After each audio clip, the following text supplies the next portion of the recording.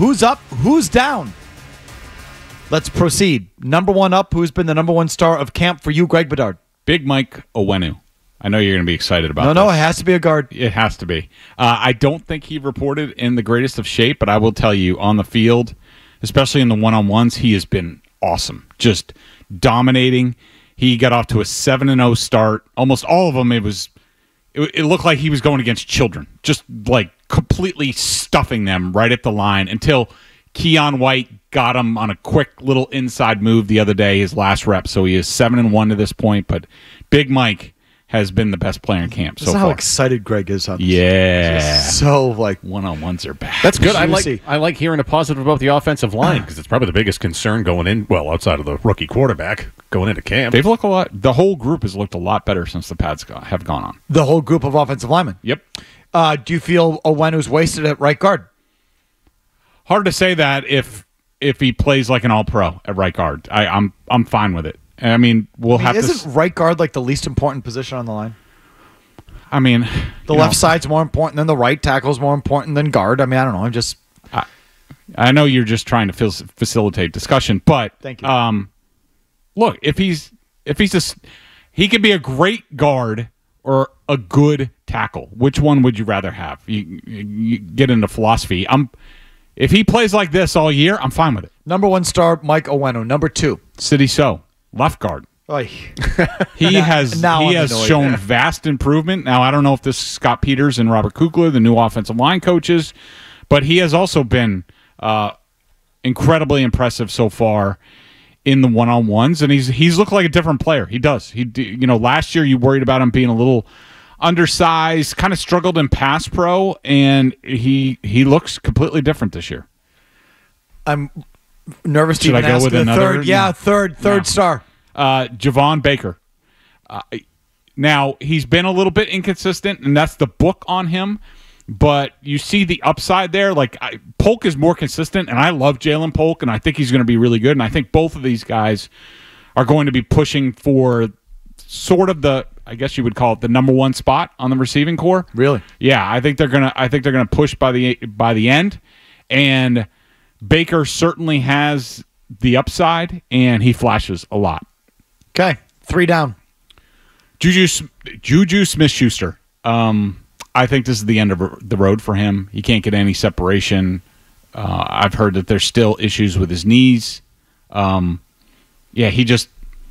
don't see the use for him here with so many young guys. And from what I understand, I've heard that the Patriots are putting a premium on speed, especially at the wide receiver position. So when push comes to shove, they're going with speed and upside more than just slow and plodding and maybe solid. Let's be honest. If he didn't have guaranteed money on his contract, he'd be already gone. Mm-hmm. And the only reason he's here is because they have to pay him. And so they're just trying to chase the money that they've spent. And, give him a chance. You never know. Yeah, okay. And you never know with injuries. They might need him at the end of the day. But, yeah, I don't see him lasting very long. Number 2 down. Marte Mapu, the safety. This is a kid, and look, injuries are part of the deal. He's always hurt. He came in to this program from surgery watching for a very long time. He's back to watching. I like the kid. You could tell how smart he is. He's out there. He's listening on a walkie-talkie. He's staying involved, and I think he can be a good player here. But if he doesn't get on the field soon and start playing and earning a role in this team, I don't know if he's going to make the roster at the end of the day. Number 3 down. Do it. Bailey Zappi. You wanted May, didn't you? Yes, I wanted May there. Well, I thought about it, and he would be in the mix. He'd be in that. But I went with Bailey Zappi because I don't think he's long for around here. I don't think that they like his attitude, his body language, all that stuff. What's his attitude and body language? I bet this should be my job, and I'm the number one quarterback, and I'm going to be strutting around like it's my job. This is why I said he should have been gone before camp even started. Is it that? I bet it's that. I asked Greg. Please let me. I go with Jim. Give me a sample of his body language. A sample of his body. Well, there's a lot of crossed arms watching Drake May, especially watching Joe Milton. When Joe Milton's getting the snaps, he's just standing there like this. These ought to be my reps. I wish Mac was back here. I could beat Mac out. Where's Mac? They don't like his attitude or his body language. Yep. Okay, then explain to me how the quarterback situation plays out. Or if Drake May's as far away as he seems in the first week, and it doesn't get much better, and it's just apparent he's a project, and it's just you can't. They're playing the long game with him. Okay, Yeah. right. He can't even be the backup because if Well, he can on game day. So I get what you're getting at. So the third guy can play. He can still be the 2, but the third guy plays on game day. But then there's a thing where that if he gets hurt, then no one can come back until the fourth quarter. Like this, I forget all the effing rules. So but the way I think it would work is, as of right now, Drake May would be the backup on game day. And if he had to get into the game, they would use a pared down playbook for the rest of the game just to get through the game. They would sign a veteran. Could be Zappy, I doubt it, but probably somebody who knows, has been in the scheme, has been with Van Pelt, somebody who gets cut loose at the end of the day. He's signed to the practice squad. You can elevate that guy as the emergency third quarterback every week. And so they would do that. If Brissett gets hurt, May would finish out the game, and then they would sign the veteran du jour on the practice squad to the active roster, and he would start until Drake May was ready. I got it. And you think they're not keen on Zappy being that guy? I don't think so. No. Okay.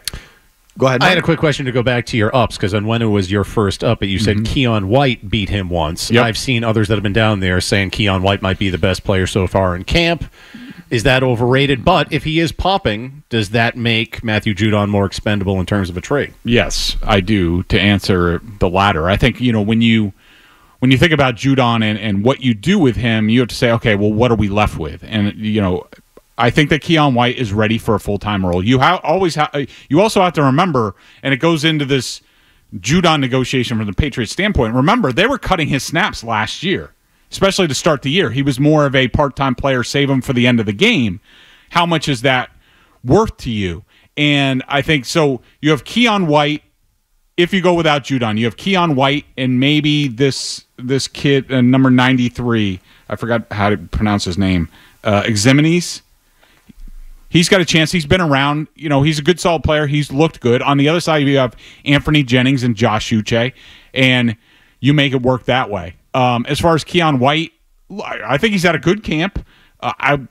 In my opinion, I wouldn't say he's one of the best players on the team yet, but yeah, he's had a good camp, and he certainly has flashed on one-on-ones, on occasion. He's also been beaten soundly on occasion. So it's been a mixed bag, but I think he's really good, and I do think he's ready for a full-time starting role. Okay. And watch out for Ximenes. I was going to say, the Prince there's protege. another guy I've never heard of, but either way, that doesn't mean it's not possibly a good football player. If you like that clip, check out more videos from Felger and Mazz here. For more Patriots analysis and opinion, hit this playlist.